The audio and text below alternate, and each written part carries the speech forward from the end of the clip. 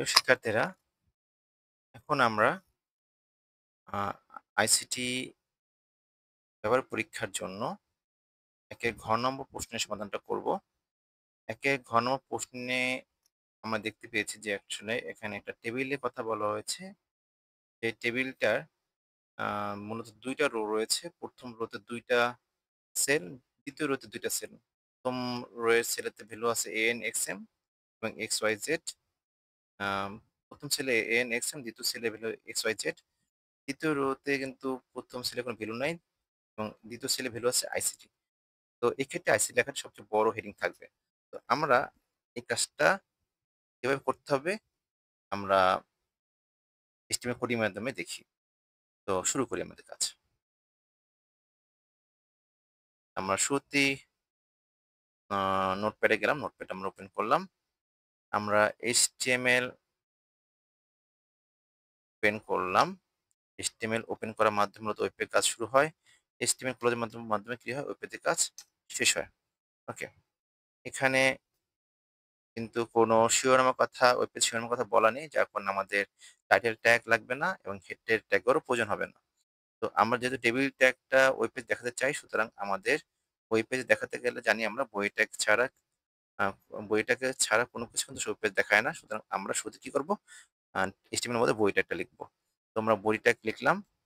বই ট্যাগ ওপেনের মাধ্যমে মূলত ওয়েব পেজের দৃশ্যমান অংশের কাজ শুরু হয়। বই ট্যাগ ক্লোজের মাধ্যমে মূলত ওয়েব পেজের দৃশ্যমান অংশের কাজ শেষ হয়। তো এখন আমরা চাচ্ছি যে ওয়েব পেজের ভিতরে একটা টেবিল দেখাবো। সুতরাং আমরা টেবিল দেখানোর জন্য কি করব? একটা টেবিল ট্যাগ আনবো। টেবিল ট্যাগ ওপেনের মাধ্যমে মূলত ওয়েব পেজের কাজ শুরু হয়েছে।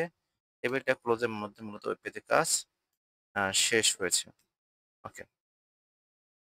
এখন আমরা চাই যে এই টেবিলের টেবিলের যেহেতু আ কয়টা রো? ২ টা রো। তো ১ম রো এর আমরা কাজ করতে চাই। তো রো এর কাজ করতে হলে আমার কোন ট্যাগ লাগবে? টিয়ার ট্যাগ ওপেন এর মাধ্যমে মূলত রো এর কাজ শুরু হয় এবং টিয়ার ট্যাগ ক্লোজ এর মাধ্যমে মূলত রো এর কাজ শেষ হয়। তো ১ম রো এর কাজ আমরা টিয়ার ট্যাগ ওপেন এর মাধ্যমে শুরু করলাম। তো শুরু করার পরে আমরা দেখলাম যে টিয়ার ট্যাগের মধ্যে মূলত আ এই ১ম টিয়ার ট্যাগ মানে ১ম রো এর মধ্যে মূলত আমাদের ২ টা সেল রয়েছে। এক্ষেত্রে ১ম সেলের ভ্যালু AN, XM। তাহলে এক্ষেত্রে আমরা টিয়ার অ্যা আ রো টিয়ার ট্যাগের মধ্যে আমরা টিডি ট্যাগ আনলাম। অর্থাৎ সেলের কাজ শুরু করলাম। তো ১ম সেলের মধ্যে আমাদের কি করতে বলা হয়েছে? যে AN, XM ভ্যালুটা আনতে বলা হয়েছে। তো AN, XM ভ্যালুটা আমি কিভাবে আনতে পারি? আমি লিখলাম N দেখলাম কোথায়? নিচে। তাহলে নিচে দেখা মানে কি? এই N টাকে আমার সাবস্ক্রিপ্ট করতে হবে। তাহলে আমরা সাবস্ক্রিপ্ট করলাম। সাবস্ক্রিপ্ট করলাম কোনটাকে? N টাকে। তাহলে N টা কোথায় দেখাবে? নিচে দেখাবে। ওকে ফাইন, গেল। এরপরে আসো আমাদের বলা হয়েছে x এর পরে m লেখাটা কি দেখাতে হবে? পাওয়ার আকারে দেখাতে হবে। তাহলে আমরা এক্ষেত্রে x টা লিখলাম। আর যেহেতু m কে পাওয়ার আকারে দেখাতে হবে, তাহলে m কে পাওয়ার আকারে দেখাতে কোন ট্যাগ লাগবে? সুপার ট্যাগ লাগবে। তাহলে আমরা সুপ ট্যাগ লিখলাম। সুপ ট্যাগ এর মধ্যে আমি কোন লেখাটা লিখব? m।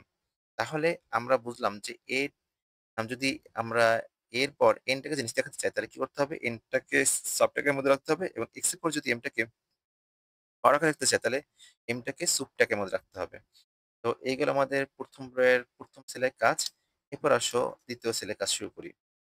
২য় সেলে করতে বলা হয়েছে যে আ এখানে XYZ এবং লেখাটা আছে এবং লেখাটা কি করতে বলা হয়েছে? ডিলিট করতে বলা হয়েছে। তো আমার ডিলিট করতে গেলে ডিলিট কাজটা আমরা আগে করব। আগে সেলটা করি। কারণ কাজ তো হচ্ছে সেলের মধ্যে। তো আমরা টি ট্যাগ ওপেন করলাম এবং টিটি ট্যাগ ক্লোজ এর মাধ্যমে কি করলাম? একটা সেলে কাজ আমরা করব। এটা টি ট্যাগ ওপেন এবং সেলের কাজ শুরু হয়, টি ট্যাগ ক্লোজ এবং সেলের কাজ শেষ হয়। তো আমরা এই সেলের মধ্যে কি করতে চাচ্ছি? এই সেলের মধ্যে করতে চাচ্ছি যে XYZ লেখাটাকে আমরা ডিলিট হিসেবে দেখাতে চাচ্ছি। তাহলে এক্ষেত্রে ডিলিট করে হিসেবে দেখাতে গেলে আমরা যে ট্যাগ ইউজ করব তার নাম হচ্ছে del ট্যাগ। del ট্যাগ একটি কনটেইনার ট্যাগ, সুতরাং del ট্যাগের ওপেনিং আছে এবং ক্লোজিং রয়েছে এবং del ট্যাগের মধ্যে আমি কোন লেখাটা লিখব? XYZ। তো লেখাটা লিখি XYZ। তাহলে এই লেখাটা কোথায় দেখাবে? নিচে দেখাবে। সরি, লেখাটার ভিতরে একটা দাগ দেখাবে। অর্থাৎ এই দাগ দেখে বুঝবো যে লেখাটাকে ডিলিট করতে বলা হয়েছে। তো আমাদের ১ম রো এর কাজ শেষ। এখন আসো আমাদের ২য় রো এর কাজ। তো ২য় রো এর ২ টা সেল রয়েছে। ১ম সেলটা কিন্তু ফাঁকা। ১ম সেলটা কিন্তু ফাঁকা। তাহলে আমরা ২য় রো এর কাজ শুরু করি। ২য় রো এর কাজ শুরু করতে কি লাগবে? টিয়ার ট্যাগ লাগবে। টিয়ার ট্যাগ ওপেনের মাধ্যমে ২য় রো এর কাজ শুরু হয়। টিয়ার ট্যাগ ক্লোজ এর মাধ্যমে মূলত ২য় রো এর কাজ শেষ হয়। তো টিয়ার ট্যাগের মধ্যে আমরা ১ম এ কি করলাম? টিডি দিয়ে ১ম সেলের কাজ আ টিডি লিখলাম। টিডি ট্যাগ ওপেনের মাধ্যমে আমরা ১ম সেলের কাজ শুরু করেছি এবং টিডি ট্যাগ ক্লোজ এর মাধ্যমে ১ম সেলের কাজ শেষ করেছি। ওকে। টাকাটা আচ্ছা, ওকে। আচ্ছা। তাহলে আমরা এক্ষেত্রে দেখলাম যে এই যে ২য় রো এর ক্ষেত্রে ১ম সেলে কিন্তু কোন ভ্যালু নাই। সুতরাং আমরা কিন্তু এখানে কিছু না লেখলেও চলবে। তো আমরা ফাঁকা রাখলাম। এরপরে আমরা দেখলাম যে বলা হয়েছে যে ২য় রো এর ২য় সেলের ভ্যালুটা হবে আইসিটি এবং এই লেখাটা সবচেয়ে বড় হেডিং হবে। তাহলে আমরা আগে ২য় সেলটা তৈরি করি। টিডি ওপেন করে ২য় সেলের কাজ শুরু করলাম। টিডি ক্লোজ করে টিডি ৩য় সেলের কাজ শেষ করলাম। এখন ২য় সেলের মধ্যে কোন ভ্যালু থাকবে? আইসিটি লেখাটা থাকবে। এবং এই আইসি লেখাতে কি করতে বলা হয়েছে? এই আইসি লেখাটাতে বলা হয়েছে যে সবচেয়ে বড় হেডিং থাকবে। সবচেয়ে বড় হেডিং দেখাতে গেলে কোন ট্যাগ ইউজ করি আমরা? H1 তাহলে H1 ট্যাগের ওপেনের মাধ্যমে কিন্তু আমরা বড় হেডিং কাজ শুরু করব এবং H1 ট্যাগ ক্লোজ এর মাধ্যমে H1 ক্লোজ এর মাধ্যমে কি করব? আমরা বড় হেডিং টা শেষ করব। তো এই H1 এর মধ্যে কোন লেখাটা আছে? আইসিটি সুতরাং এই লেখাটা খুব বড় হেডিং আকারে দেখা যাবে। ওকে, আমাদের মোটামুটি কাজ শেষ। এখন আমরা এটাকে সেভ করি। আমরা কি এটা সেভ করলাম, মনে করো বললাম যে এটাকে আমরা বললাম টেক্সট 1.html নামেও আমরা এটাকে সেভ করলাম। দেখি কি হয়। কোথায় সেভ করব? ডেস্কটপে সেভ করি দেখি কি হয়।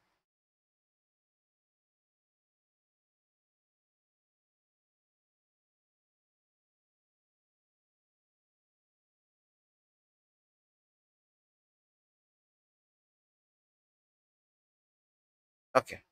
আমরা খুব দেখতে পাচ্ছি যে আসলে লেখাগুলো দেখতে পাচ্ছি যে যে লেখাগুলো দেখানোর কথা বলেছিল হলো আ মূলত এখানে যে NXM থাকবে। দেখো আমরা NXM পাচ্ছি। বলা হচ্ছে যে XYZ এর মধ্যে দাগ থাকবে। দেখা যাচ্ছে আইসি লেখাটা সবচেয়ে বড় হেডিং থাকবে। আইসি লেখাটা সবচেয়ে বড় হেডিং আকারে দেখা যাচ্ছে। কিন্তু টেবিলের একটা বৈশিষ্ট্য কি? যে টেবিলের একটা কি থাকে? বাউন্ডারি থাকে। কিন্তু সেই বাউন্ডারিটা নেই। তো বাউন্ডারি তৈরি করার জন্য কি করতে হবে আমরা? বর্ডার এট্রিবিউট আনতে হবে। তো বর্ডার এট্রিবিউট আমি কিভাবে আনবো? আমি লিখবো বর্ডার। বর্ডার এট্রিবিউট আমি কত দিতে চাচ্ছি? বর্ডার বলতে চাচ্ছি যে 1 দিতে চাচ্ছি। অর্থাৎ প্রত্যেকটা আম আমরা চাচ্ছি যে বাউন্ডারিটাতে বাউন্ডারি দেব আমি একটা দাগ দিয়ে, হ্যাঁ? এই আচ্ছা। তাহলে আমরা বর্ডার দিয়ে ফেললাম। ওকে।